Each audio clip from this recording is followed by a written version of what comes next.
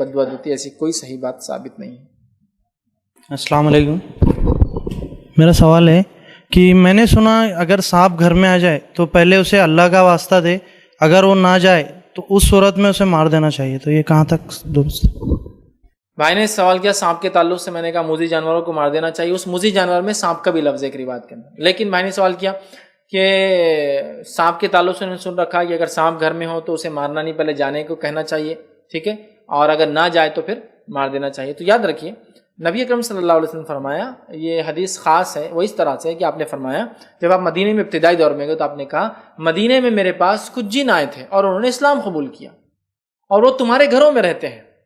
یہ جن تھے مدینہ کے جو اسلام قبول کیا انہوں نے، اور وہ گھروں میں رہتے تھے، تو لہٰذا تم میں سے اب کسی کو کوئی سانپ اگر گھر میں دکھے، یہ وہ عام سانپ نہیں ہوتے، یہ خاص سانپ ہوتے جو گھروں میں آتے اور جاتے ہیں، ایسا کوئی سانپ دکھے جو پہلے سے آتا اور جاتا تھا اور تم اس کے ساتھ رہتے تھے، اب دکھائی دے تو اسے منع کرو، اسے روکو، اگر وہ 3 دن تک منع کرنے کے بعد بھی واپس آئے تو اسے قتل کر دو، اس لیے کہ وہ کافر ہے، اور اگر مومن ہوں گا تو خود بخود چلا جائیں گا، سمجھے آپ؟ تو سانپ کی شکل میں جن آتے ہیں لیکن عام سانپ نہیں، خاص سانپ یا جس کو ناگ، اژدھوں کی شکل میں آتے ہیں، بڑے بڑے سانپ، ٹھیک ہے، عام سانپ چھوٹے موٹے نہیں آتے۔ تو ایسے سانپ جو مسلسل کنٹینیولی آپ کے پاس آتے ہیں، گھروں میں رہتے ہیں، اور یہ شہروں میں نہیں ہوتا ہے بالکل، یہ ہوتا ہے گاؤں اور جنگلوں میں جہاں سانپ اور انسان ساتھ رہتے ہیں، سانپ اور انسان ساتھ رہتے ہیں۔ ایسے میں نے کئی جگہ دیکھا، جیسے کہ مثال کے طور پر تھائی لینڈ کے اندر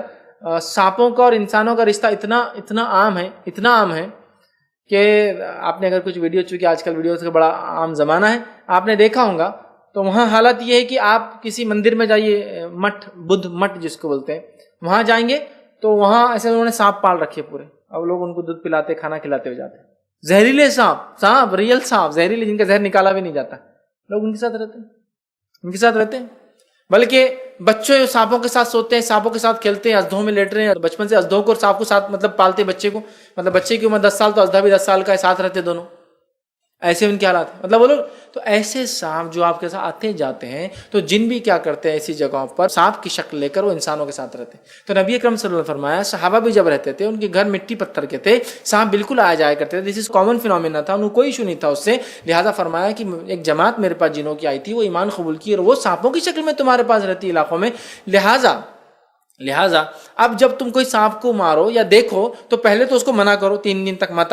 اگر اس کے بعد بھی دکھائی دے تو مار دو کہ وہ کافر ہے، مطلب کافر جن ہے۔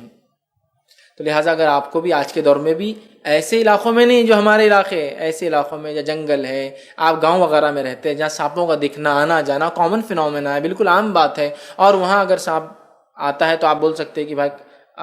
تجھے اللہ کا واسطہ یا ادھر مت آ، لوٹ جا، اگر 3 دن کے بعد بھی وہی سانپ پھر دکھائی دے تو قتل کر دو، اس لیے کہا وہ کافر ہے، مومن نہیں ہے پھر، ٹھیک ہے۔ لیکن اگر اچانک تم مار دو گے تو مومن ہو سکتا ہو جن وہ،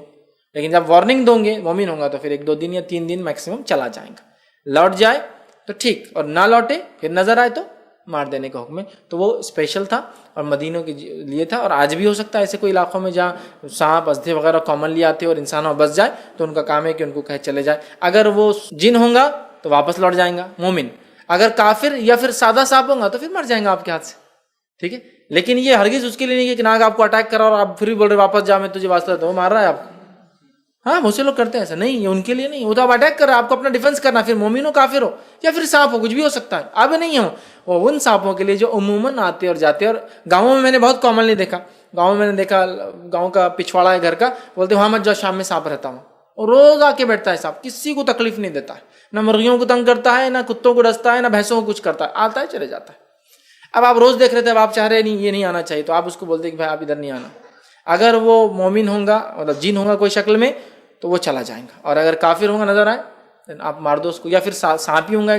تو بہرحال وہ، ٹھیک ہے۔ تو اس چیز کو سمجھیں، لیکن بہت ساری بار اینیمل رائٹس والے اپنے پہ اٹیک کر دیتے ہیں، ایسے ویڈیوز میری ویڈیوز ہیں نا، چھپلک کو مار دینا کیسا ہے فلاں، لوگ اٹیک کرتے ہیں۔ دیکھیے سب سے پہلی چیز تو یہ کہ ہم جو چیز کو جیسا دیکھتے ہیں وہ ایک الگ بات ہے، اللہ نے چیزوں کو کیسا بنایا وہ ہم کو جب بتاتا ہے وہ اصل ہے، تو ہمارا عقیدہ اصل چیز ہے، ہمارا عقیدہ ہم کو یہ بتا رہا ہے، اللہ تعالیٰ ہم کو یہ بتا رہا ہے اپنے نبی کے ذریعے کہ جن یہ شکل لے سکتے ہیں